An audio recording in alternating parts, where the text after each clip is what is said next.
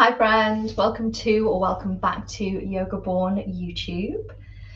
And this is our final day of Move Through May. So every day through May, we have been offering you a different asana, a different shape, posture, however you like to refer to it, just to find what works for your body. That's a really important part of your practice. To also perhaps get some hints and tips, and maybe there is a specific asana you're working on or would like to work on, and these short and sweet videos are really useful for that. We've also, as you're probably fully aware, experienced a heat wave during May. So these practices have become kind of even more important in the sense that you might not have felt like, or you might not have time to go to a full practice or do your own home practice. So one of these videos, around 8 to 10 minutes on average, is great to just get that little bit of movement, but also fit it into your schedule, which can be busy. We understand that. This is our last day. I feel like we've saved the best till last because this is Savasana, our corpse pose. And I'm choosing to use my mat and some props. I've got a nice cushion for my head.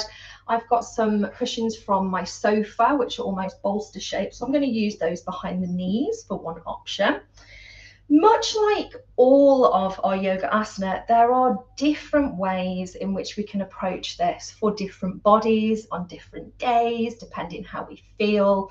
So let's try and find something that works for you. Before we go anywhere, we're going to find a comfortable position. Just give ourselves that little moment to arrive, to check in, and to ground. So sit comfortably, sit tall but not rigid. Just let the hands rest. You might close the eyes or soften the gaze to the earth. And you might take a longer breath.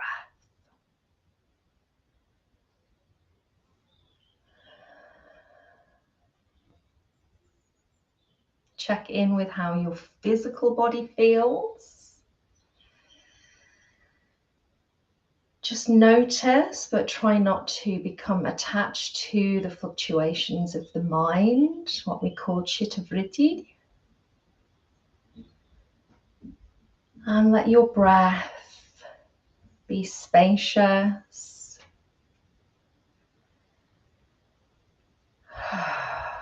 Breathing down into the belly.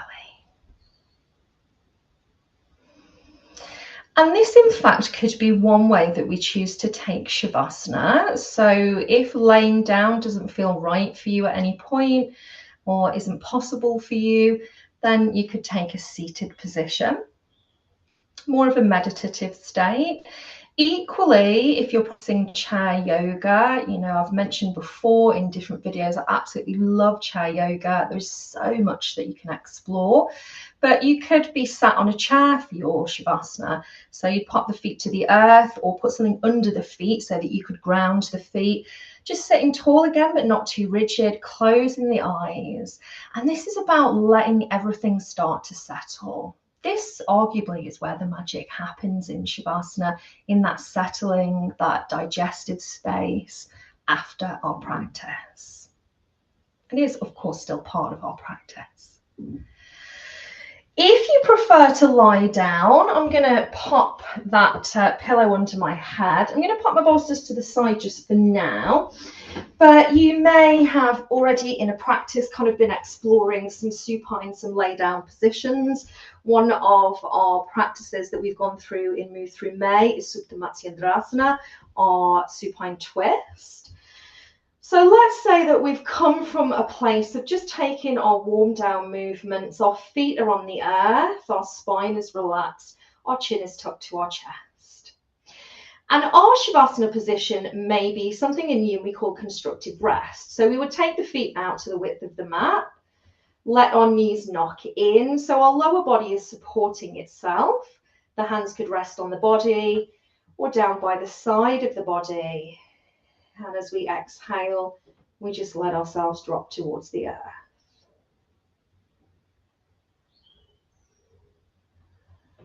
A more traditional, let's say, way of Shavasana is extending the legs, bringing the heels together or close, letting the toes roll out, and placing the arms down by the side of the body, palms up towards the sky. So we're in this position of kind of receiving rest, receiving the benefits of our practice. Still, the chin is tucked to the chest. If you have any lower back niggles, you might find that actually this, which lifts the lumbar spine, isn't as comfortable. That's okay. I've mentioned yin before. Something in yin we use for Shavasana is called pentacle or star pose. So we take the feet out wider, take the arms out wider, and let ourselves rest there. A really nice one for me, and I can of course only speak for how things feel for myself, but is to pop a bolster or some padding. It could be a rolled up towel, a couple of blankets behind the knees and just where the thigh meets the knee. So that can drop the lower spine to the earth, for some people feels more comfortable. And it can also feel like there is just this support for the legs. So those heavy muscles of the thighs. And then we could bring the hands onto the body. We could bring the arms down by the side of the body. So Shavasana is this grounding practice, and I tend to say to people, have the arms down as opposed to up and over the head. So this is all about bringing our energy down. For those who don't want to be on their back for whatever reason, it might just be on that particular day, you think that's not quite right for me, we could roll into our side Shavasana. So it can be right or left side, unless you have any medical reasons that say you should be on right or left specifically. Right side is generally the common side due to the placement of the heart in the body. And you can see I've got a bolster. If you can't see, I'll explain. I've got one of my bolster cushions just underneath that right thigh. I'm on the right side, and I've got one in between my thighs. So again, I've got that support. I've rolled onto the right side of my body, but I might place the left arm just down the side body. So I'm keeping my chest, my shoulder on that left side nice and open. Tuck the chin down to the chest and snuggle in there, almost like you would turn over and just snuggle into bed.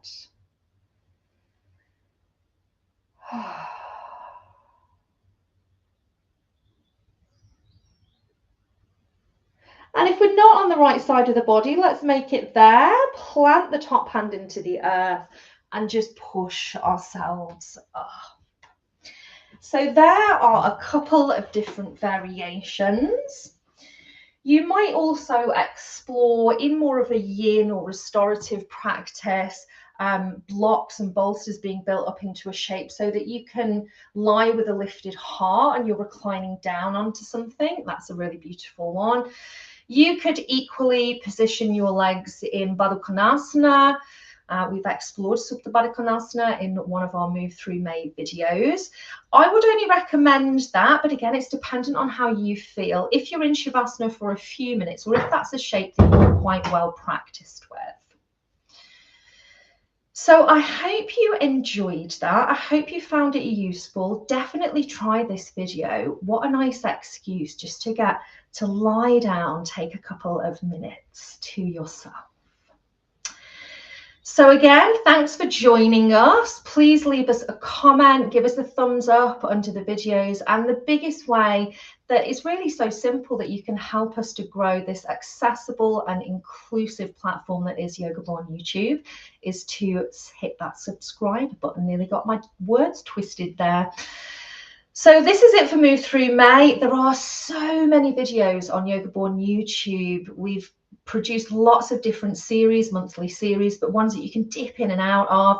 There are some really nice yoga nidra practices, completely no movement involved in those. And of course, we will be back with more short and sweet videos very soon. 31st of May, there will be a little thank you recording and a short meditation if you want to join me for that. So please hit that subscribe button. Please let other people know about Yoga Born YouTube. We want to share the joy and benefits of yoga and holistic well-being with as many people as possible. Take really good care of yourself, and bye for now.